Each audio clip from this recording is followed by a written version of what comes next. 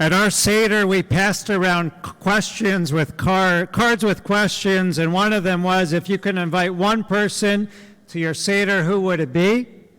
I have to change my answer. It's going to be Rafi.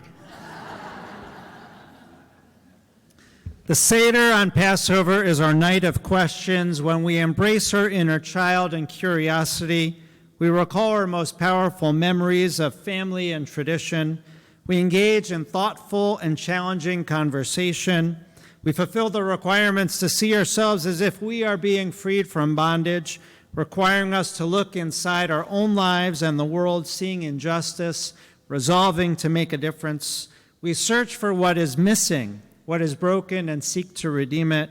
And of course, Passover is our time to eat, drink, be with family and friends, to make memories, and also remember those who made our lives so special but are no longer with us. Rabbi David Hartman wrote that Passover is a time for daring dreams, for visions of what an individual can be, what society can be, what people can be, and what history may become.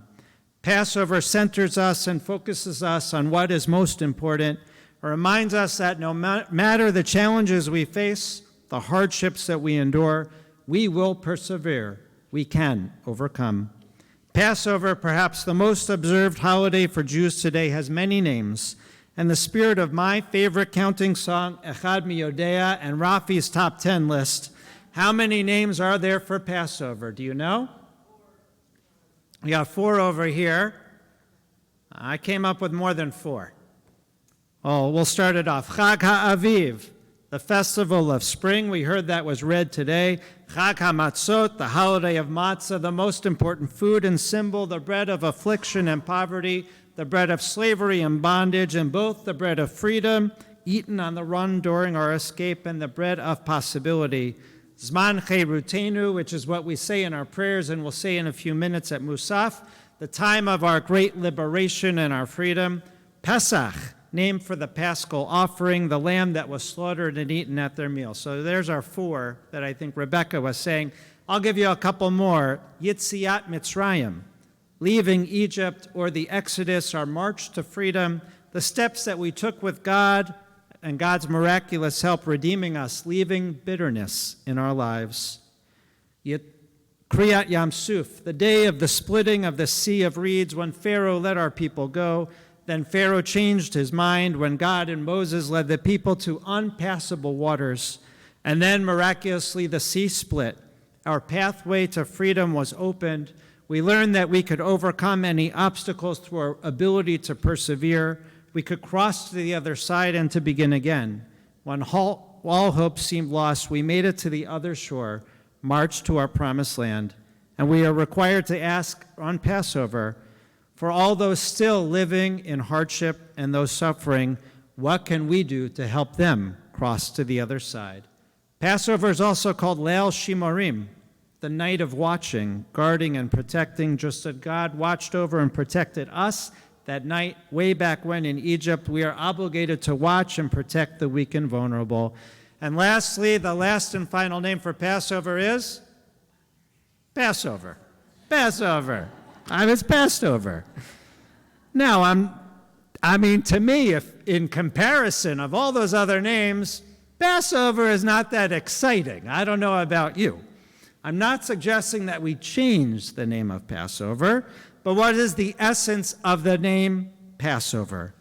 Passover is a statement of the ability to pass over, to rise above, to elevate, to see above and beyond, even in the midst of darkness, to see possibility, to see more, to pass over, not to forget, but to transform with a new perspective, to rise above that which plagues us.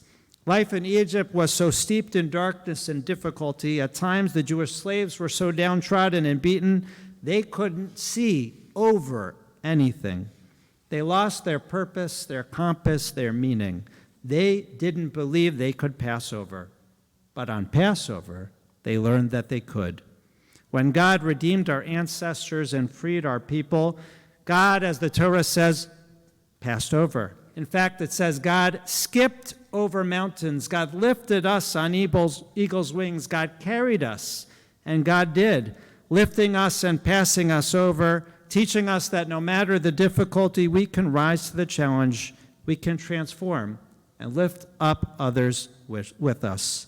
This vision of God lifting and leaping over mountains and skipping over hills is a statement of the need to rise to the occasion without hesitation, and skipping is also a statement of joy. In fact, what I'm referring to is a line from the Psalms and Shir HaShirim, Song of Songs, where it says that God has the ability not just to leap over and pass over, but to skip over any obstacle. When we read the Haggadah each year at the Seder table and recount the story of our Exodus, we realize that our ancestors weren't simply passive slaves awaiting salvation. Our ancestors were active participants, partners in the process of passing over to freedom. They held tight to their Jewish traditions. They held out hope. They fought injustice. They persevered, and they dreamed. They stood up to tyranny. They marched, and so do we. The name Passover reminds us to honor our drive for social justice, our connection to family, our ability to pass over that which is holding us back, to renew, to begin again, better than ever. Erica Brown writes, on Passover, we take the heartbreak of suffering, the joy of freedom, and the moral call to lift up others all together.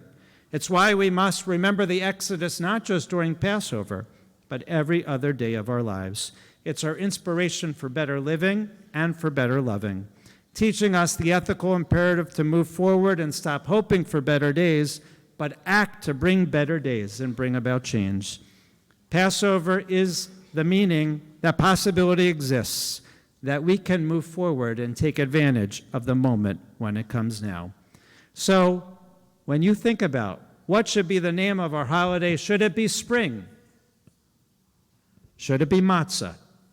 Or should it be to pass over, to see that there is more possibility, to see that we can overcome all the obstacles, and that when we lift ourselves up, we can lift up others. So may it be. Chag Sameach and Shabbat Shalom. We'll rise now.